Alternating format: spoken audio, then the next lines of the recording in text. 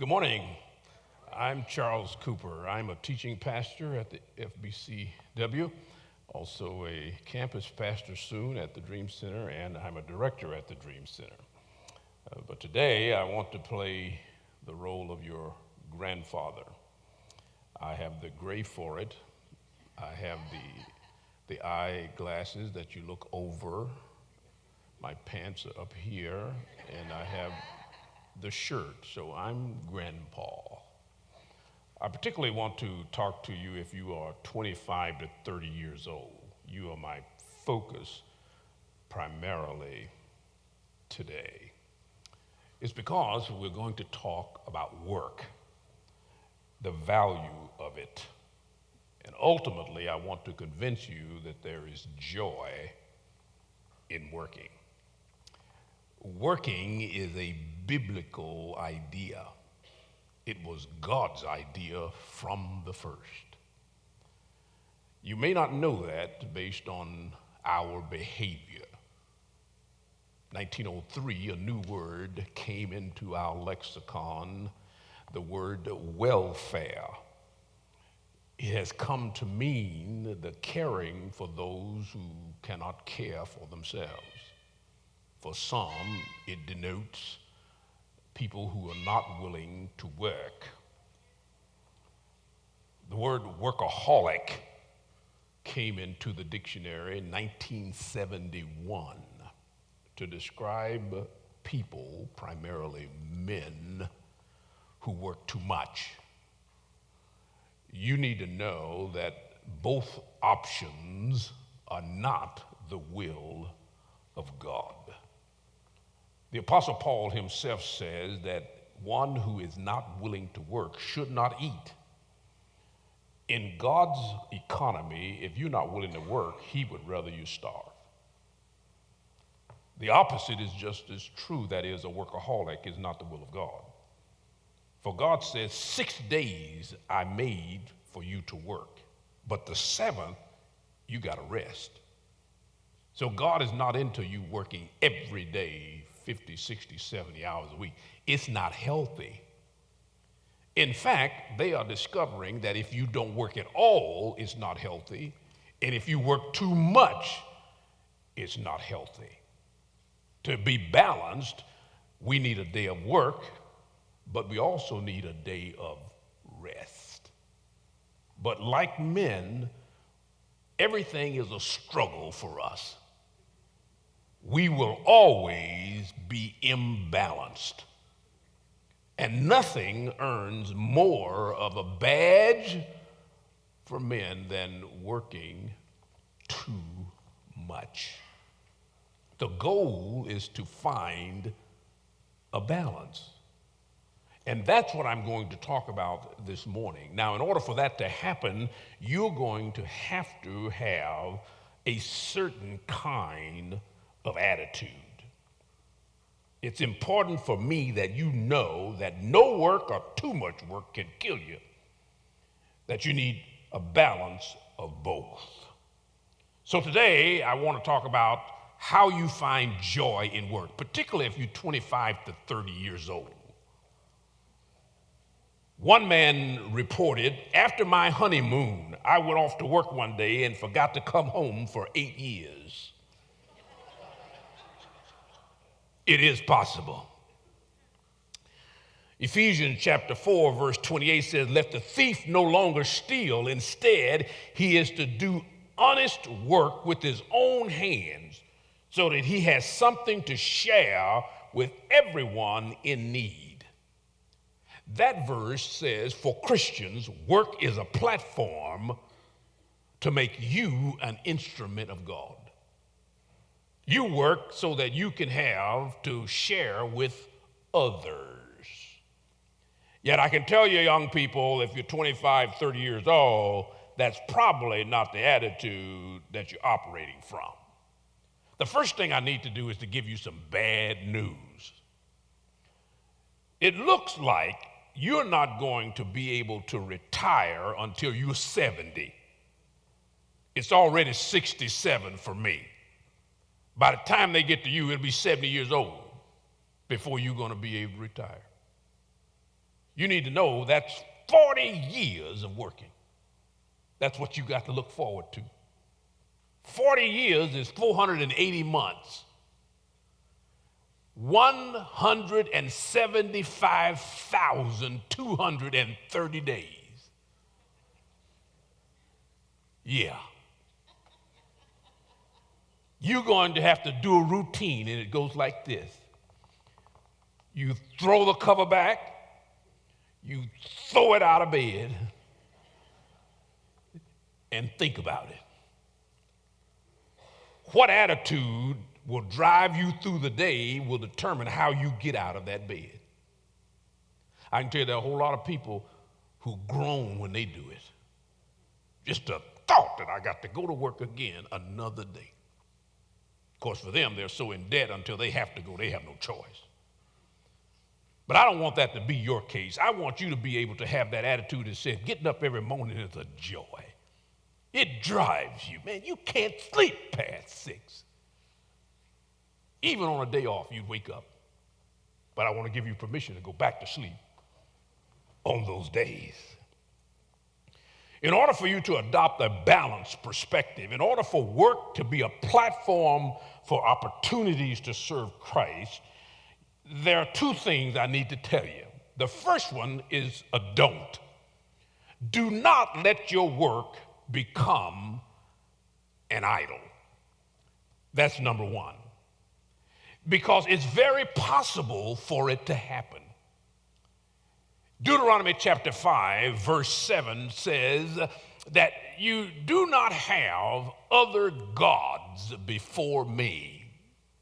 Anything that takes precedence over your relationship to God is an idol. And an idol usually is not good. You don't want it to become the focus and flavor of your life. And there's a second thing that I don't want, and that is I don't want it to become your identity. Work is good, but you shouldn't be so wrapped up in your work that it's all that you are. John tells us in John chapter 1, verse 12, that we are children of God. That's your identity. But do all to receive him. He gave them the right to become children of God. You're not children of Amazon. You're not children of Mr. Brown, UPS. You're not children of Disney. You're children of God. That's where your identity should come from. But it's very easy, particularly for men, and now increasingly women, to let your job be everything. It's all you are. You think about it constantly. In fact, on your day off, you feel guilty because you feel like you should be doing something work related. They've got so brilliant now, they'll let you work from home. It's such a favor to you. Not really. There are 3 lies that will allow work to become an idol and identity to you. And there are 3 lies that I want you to be careful to avoid. Lie number 1, a dynamic career will make me happy. Man, that job, it's wow, man. It's something always exciting. It's the new project. It's this, it's that, going, coming, fly. Ooh, that job is so good. Well, it'll kill you early. They're proving that the stress of the dynamic career will kill you early. It's a lie.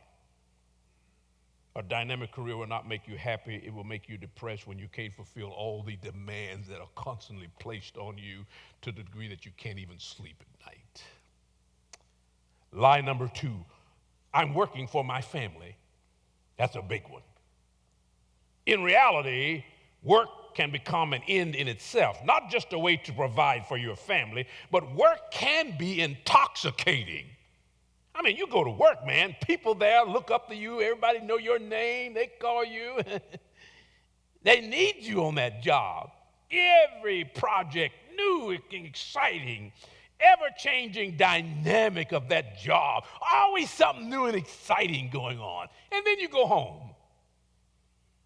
Same old, same old wife, same old cheering, routine, mundane, undone tasks that never seem to run out, the same old, no motivation, boring. I'd rather go back to work. At least something's happening over there. It's more exciting at work. And besides, I'm doing this for my family. Because I want them to have all the stuff that I never had. And, we grew up poor, and I want them to have it. And you work 70, 80 hours a week, and because you're doing this for your family. It's a lie.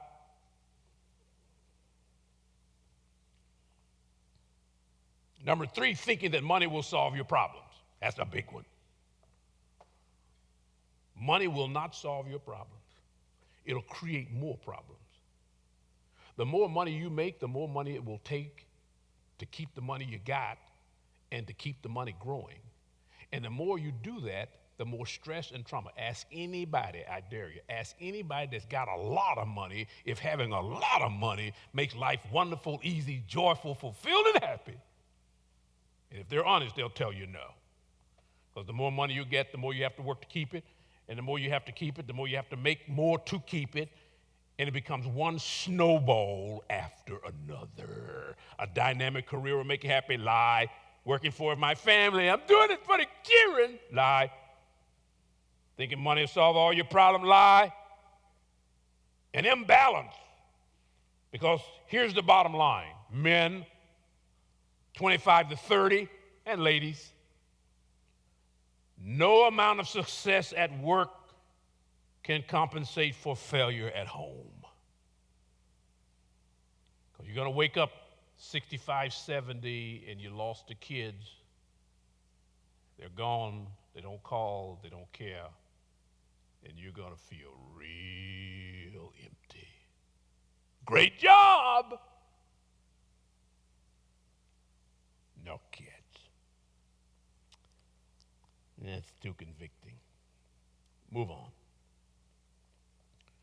Let me give you some things I want you to do. I don't want you to be an idle or an imbalancement of work, but I want you to let your work be a place where you bring his light. You need to understand that the first move is no longer possible. Aggressive evangelism at work is no longer possible. If you go on your job and you start talking about Jesus, you probably won't be there too long. They don't want that Jesus stuff at your job. In fact, they don't even want you playing Christian radio too loud. They certainly don't want you having that Bible on your desk, and they don't want you talking about John 3:16 on your shirt. So the workplace is more and more aggressive against you as a Christian. Therefore, you're going to have to go undercover. But I want you to know undercover Christians are more powerful than even ones who wear the shirts. And the way you go incognito, undercover, is number one, you bring light with you. Did you know the Bible says you are the light of the world? Matthew chapter 5, verse 14 to 16, Jesus makes this claim. You are the light of the world. A city on a hill cannot be hidden. No one takes a lamp, puts it under a bushel, but rather you put it on a lampstand to give light for all who are in the house. In the same way, let your light shine before others so that they may see your good works and give glory to your Father in heaven. What you want to focus on is just good works. And I want to give you 3 of them in order to bring the light on your job. Number 1, contentment. Never complain. I want you this morning, right now, to make the commitment that from now on your job, you are not going to complain about nothing. I don't care how bad it is. You're going to be the listener to complaining. Because I guarantee you, everybody's going to want to complain to you. They hate their job, they hate life, they hate this, they hate that, it's worse, it's terrible, we need to strike. No contentment for you. You're just going to say, well, yeah, I understand. But not a grumbling word will flow from your mouth. It won't take people long before they realize something wrong with you. The second thing I want you to do is I want you to learn to always volunteer first. Be the first to volunteer. Because everybody else is going to be walking to the back of the room. I don't know that. Oh, what do you need? I think I can do that. I will do that. Now, I can't do it today, but I'll do that. First of all, and be last to go. Always go last. The shrimp will all be gone, I know, but go last. By going last, people look at you and say, you know, and it's something about you ain't, I don't know. It's something about you ain't quite right. Don't say a word. Just keep waiting. Because I guarantee you, God is going to give you an opportunity for good works as that light of yours shine. How come you can be happy all the time? Why is it that you never get mad or complain? What? Is something wrong with you? Yes. I was kidnapped by an alien ship, taken into the presence of Jesus, and now I have a no complaining spirit planted in my body. Light. So number one, just bring the light. Number two, bring his lordship. Second thing you want to do is bring the lordship. The lordship of Christ, that Christ is the Lord of my life. This means that there are certain things on your job that you just absolutely will not do. No one will ever even think of you when it comes to something missing at work. They don't come and say, hey, yeah, we got to go see George. Because that George, he will steal. No, he's going to look at George, because George, that ain't George. See, I have lordship, I have a policy. I will not tolerate anyone taking the Lord's name in vain, period. It won't happen. I will not go to a movie that I know takes the Lord's name in vain. How could you pay money for someone to cuss out your God? I won't do that. That's a lordship issue for me. Thou shalt not take the Lord thy God's name in vain. I don't allow it. I won't watch a movie that has his name in it where they are vulgar to the name of God. I won't allow it. If someone says it in my presence, I will give an indication that that is not cool. I'm not nasty now. I'm not fighting people. I just let them know that the Lord of my life, and because he's the Lord of my life, there's just certain things I will not do. There are certain places I won't go. I don't laugh at certain jokes. Now, I'm not trying to be holier than thou. I just have certain issues that I say, that's unallowable. Let the lordship of Christ be preeminent in your life, on your job, and they will notice. We don't laugh at jokes that are off color, off cast, and distasteful. We don't take the Lord's name in vain. I don't steal from my job or my work. I don't steal hours on my job. If you want to see your workplace radically altered because of your behavior, just bring the light, bring the lordship, and then lastly, bring the love of God. Bring his love. John 3:13, 34, and 35 gives us this. I give you a new commandment, love one another. Now, we got a problem here I need to correct, because the word love in English covers 3 Greek words. There's a word eros, phileo, and agape. Eros is physical, period. On the work job, there is no place for eros. Eros is a totally home project. You understand what I mean? It'll get you fired. You get accused of harassment. The Me Too movement will make money off of you if you forget to keep that one at home. Phileo is the other word, but it means relational love. It's relational. It's about hugging. In fact, the word phileo means to kiss originally. This is the word for a relationship between believers. This is the love in the family of God. It's that love that means touching, hugging, holding, rubbing. So you can't do that on your job unless you know that the rubbee and the rubber are on the same wavelength. That means you got to have your antenna of identity up. And when you find somebody to talk about Jesus and love Jesus, when you find one of them people, y'all get real close, praying for one another, encouraging one another, back rubbing. From the side, of course. Brother. Phileo.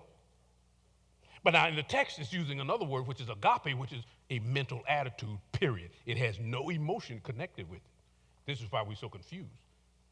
This word agape actually means free from negative reservations. In fact, every time you see this word in the Bible, I give you a new command: be free from negative reservations toward one another, just as I have been free from any negative reservations toward you. You ought also to have no negative mental reservation for one another. In other words, ain't nothing that I can do to stop you from loving me in the agape sense. And toward your people on your job. You know what that means? It means that there are people on your job that nobody else likes but you. You don't want to like them. Everybody else stays away from them, shuns them, talks about them. You are always smiling, being nice. Everybody on the job thinks you're weird. I don't like Mary. I hope Mary gets run over by a truck. I hope water buffaloes run over her next dream. You're saying, Mary, it's okay, Mary. How are you today? See, they have lots of things for which you could be negative towards them, but you refuse. Because you keep looking for that opportunity. Because one day when nobody on that job and Mary is hurting deeply and nobody will talk to her, the love of God through you will waltz up between her and give her just a taste of phileo. And that's when God will say, I told you, just wait. See, they didn't hurt us when they said you can't talk about Jesus on the job. All they did for us is make us go undercover, and now we are free to let the power of God flow through our being. You just got to know how to work it for the good. We're going to love them. We're going to show them. We're going to impress them. I give you a new commandment. He says, by this, everybody going to know that you are my disciple if you refuse to have negative reservations towards anyone.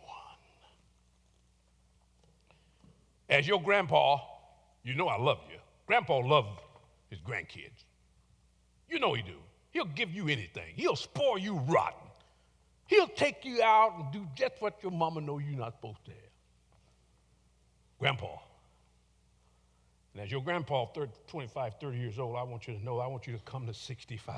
Because if you talk to men and women in this congregation here, 65, 70, 75, they will tell you they dedicated far too many hours to work and far too few hours to play. And now that they are old enough to play, there is no one to play with. There is no feeling in this world worse than a grandfather wanting his grandkids, but his children have no relationship for it. I don't want that to happen to you.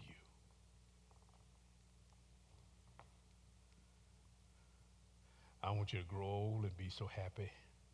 In fact, my prayer for you is that your last days will be your best